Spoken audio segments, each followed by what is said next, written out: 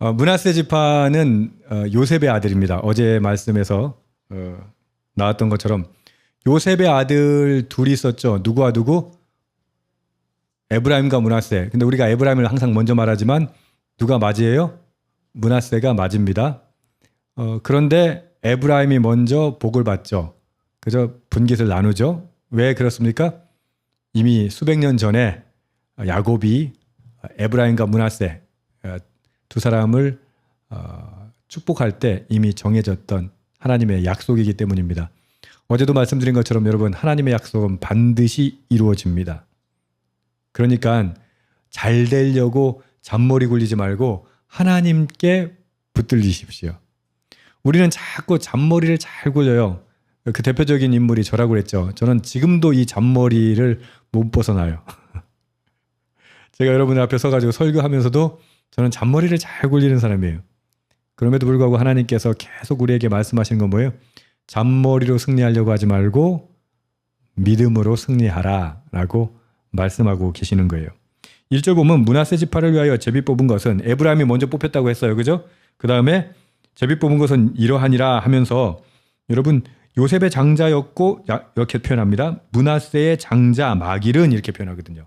므낫세의 장자인 마길은 길르앗의 아버지라 그는 용사였기 때문에 길르앗과 바산을 받았으므로 이렇게 1절 얘기하는데 지금 요단 동편 땅 분배하는 거예요? 요단 서편 땅을 분배하는 거예요? 서편입니다. 요단 동편은 이미 그 전에 다 접수된 거예요. 근데 지금 말하는 마길, 길르앗의 아버지 이렇게 나오는 이 땅 분배에 대한 이야기는요. 길르앗과 바산은요. 요단 동편 이야기예요. 이게 지금 요단 서편 땅 분배하는 이야기 하는데 갑자기 왜 요단 동편의 사람 이야기를 합니까? 보십시오. 마길은 길르앗의 아버지라 그는 용사였기 때문에 길르앗과 바산을 받았으므로 여기에 핵심이 있어요. 하나님 약속해 주셨기 때문에 하나님 땅을 유업으로 기업으로 주세요. 그런데 그 기업을 내 것으로 만들려면 어떻게 된다? 싸워야 돼요. 야, 이게 뭐지? 아니 약속돼 있는데 왜 싸워야 되지? 여기 보면 그는 용사였기 때문에 이렇게 얘기했거든요. 이들은 군사적인 역량을 갖추고 하나님의 기업을 힘써 취한 사람들이에요. 신앙은 뭔지 아세요? 하나님께서 주신다는 것 믿고 힘써 싸워서 취하는 거예요. 참 이거 이방 종교로는 이해가 안 되죠. 이방 종교는 뭐예요? 주시겠다 했으면 어떻게 돼요? 그냥 가만히 앉아가지고 저기 감나무 밑에 입 딱 벌리고 있으면 톡 떨어져야지. 그게 전능하신 신이지. 전능하신 하나님이지. 근데 성경의 하나님은 그렇지 않아요. 내가 널 땅으로 약속을 줬어. 그런데 그거 얻기 위해서 어떻게 해야 돼? 싸워라. 여러분 우리 삶 가운데 이런 것들이 너무 많아요. 믿음으로 행하라 라는 말은 뭔지 아세요? 믿음으로 믿고 그거 주실 것 가지고 믿음으로 싸우란 얘기예요. 근데 우리는 어떻게 해요? 그거 안 하려고 잔머리 굴리죠. 어제 말씀에서도 그랬죠. 어떻게 해요? 가나안을 갖다 다 몰아내라고 했는데 에브라임이 어떻게 합니까? 자기들이 못해가지고 못 몰아낸 게 아니라 몰아낼 수 있음에도 불구하고 안 몰아내요. 그거 어디다 써요? 자기 종으로 만들어 쓰는 거예요. 왜? 그게 경제적인 가치가 훨씬 더 있죠.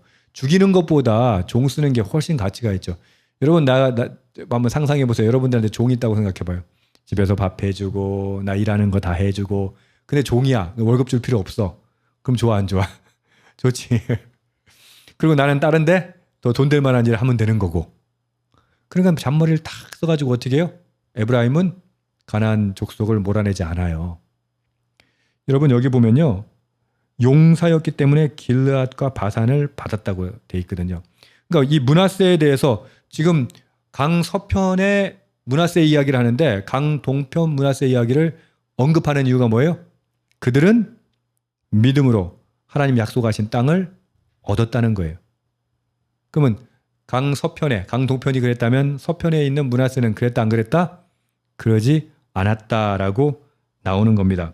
그 이야기가 12절입니다. 그러나 므낫세 자손이 그 성읍들의 주민을 쫓아내지 못함에 아까 설명했죠. 아는 거예요? 못한 거예요? 못한 거죠. 그러니까 뭐 그럴 수도 있지라고 생각할 수 있죠. 그 다음에 나온 게 뭐냐면 그렇게 못하니까 가나안 족속이 결심하고 그 땅에 거주하였다라고 나옵니다. 근데 므낫세에 대해서 아까 동편 므낫세의 설명과 서편 므낫세를 지금 비교하고 있는데 13절이 핵심입니다. 이스라엘 자손이 강성한 후에야 가나안 족속에게 노역을 시켰고, 자, 그 앞에서는 쫓아내지 못했는데 나중에 이스라엘 자손이 강성해졌어요. 므낫세가 강성해졌어요. 그러면 그 다음에 뭐 해야 돼요? 가나안을 쫓아냈어야 했죠.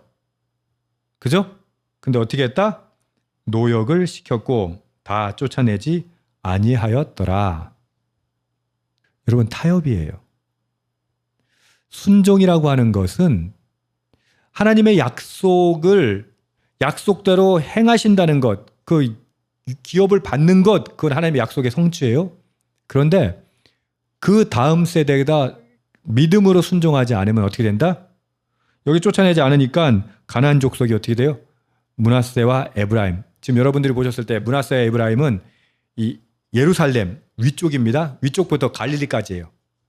므낫세하고 에브라임이. 다시 말해서 이스라엘의 가장 주요 영역이에요. 가장 주된 땅이에요.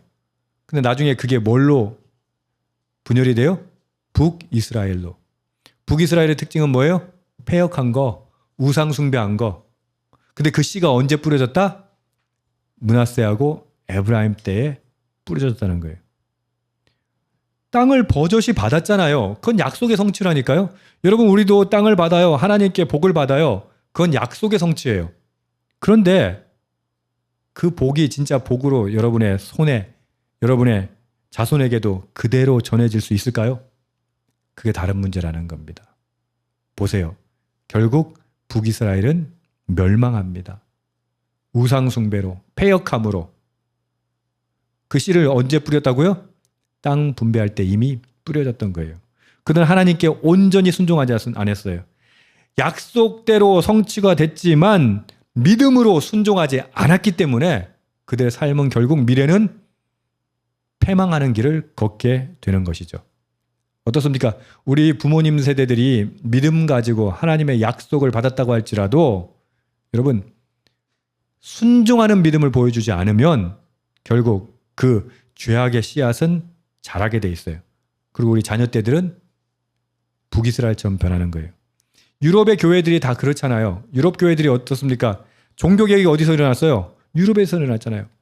교회 부흥운동이 어디서 일어났어요? 유럽에서 다 일어났잖아요. 근데 지금 유럽 교회는 어때요? 술집으로 변해 있고 그냥 뭐 박물관으로 변해 있고 결국 교회가 교회 역할을 못하고 있잖아요. 뭐예요? 하나님께서 주신 유업이 있다 할지라도 그것은 믿음으로 순종하고 싸우지 않으면, 영적으로 우리가 나태해져 있으면 우리는요 결국 가나안 족속에게 먹히게 되는 거예요. 물론 전쟁에서 지진 않죠. 가나안 족속이 이스라엘을 먹진 않아요. 그러나 어떻게 해요? 가나안 족속의 영향으로 우상 숭배에 빠지고 결국은 하나님을 배반하는 길까지 가게 되는 거예요. 여러분, 그래서 순종은요 그냥 절대 순종이에요. 타협하는 건 순종이 아니에요. 근데 이 사이에 보면 독특한 이야기가 들어있습니다. 3절부터인데요.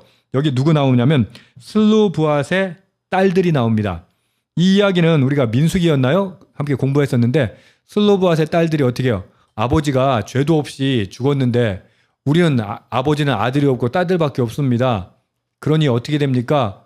우리는 유업을 얻지 못합니까? 이게 슬루브앗의 딸들이 말했을 때가 어떻게 해요? 땅 나눴을 때예요? 아니요. 땅 아직 안 나눴을 때예요. 그럼에도 불구하고 어떻게 해요? 하나님께서 우리에게 주실 땅을 주십시오. 아버지, 그러니까 아들이 없었으니까 아버지가 마땅히 받아야 할 땅을, 기업을 주십시오 해가지고 그때 모세를 통해서 약속을 받았잖아요. 그 일이 성취되는 거예요. 할렐루야. 여러분, 약속은 성취되게 되어 있습니다.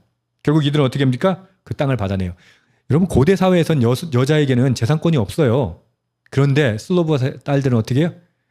그 약속을 믿고 그 약속을 시행해달라고 청구합니다. 예, 믿음은 적극적인 거예요. 내가 믿었으니까 하나님 다 알아서 해주시겠지. 아니요, 그건 믿음이 아니에요. 약속 받았다면 어떻게 해요? 그 약속을 성취되도록 여러분 우리 애써야 돼요. 힘써야 돼요. 이게 무슨 말이에요? 우리 자녀들의 믿음이 성장하도록 그 약속이 성취되도록 누가 애써야 돼요? 우리가 애써야 돼요. 그랬을 때 그 땅을 받는 거예요. 근데 이게 므낫세의 지파 안에서 이루어지는 거라니까요. 동쪽 므낫세 지파 이야기로 정말 용사로서 하나님의 땅을 얻어낸 좋은 예를 보여주고요. 또 슬로브앗의 딸들, 다시 말해서 같은 므낫세 족속 내에서도 아니 재산권도 없었던 딸들에게 그 믿음으로 하나님의 약속의 성취를 얻어낸 슬로브앗의 딸들 보여주면서 나머지 므낫세 지파는 어떻게 했다? 무능했다는 거예요. 무력했다는 거예요. 나태했다는 거예요. 그리고 절대적으로 순종하지 않았다는 거예요. 그리고 그 불순종의 씨앗은 어떻게 되었다? 나중에 북이스라엘이 우상숭배하는 나라가 돼버렸어요. 패역한 나라가 됐어요. 그리고 결국은 아수르에 의해서 멸망하는 정말 안타까운 역사를 맞이하게 되는 것이죠. 여러분, 믿음이요, 여러분 그렇게 간단한 게 아니에요. 믿음이요, 그냥 날름 먹여지는 게 아니에요. 그냥 감이 떨어진다고 입 벌리고 있는 게 믿음이 아니에요. 뭐예요? 믿음으로 하나님 주신 것을 약속을 받았다면 그것을 용사처럼 얻어내는 겁니다. 그리고 하나님의 말씀을 완전하게 준행하는 것입니다. 그랬을 때 저와 여러분이 하나님의 놀라운 복을 누릴 줄 믿습니다. 우리 자녀들이 믿음의 복을 누릴 줄 믿습니다. 주님, 우리를 그렇게 용사로 사용하여 주시옵소서. 기도하는 이 밤 되기를 소망합니다. 아멘.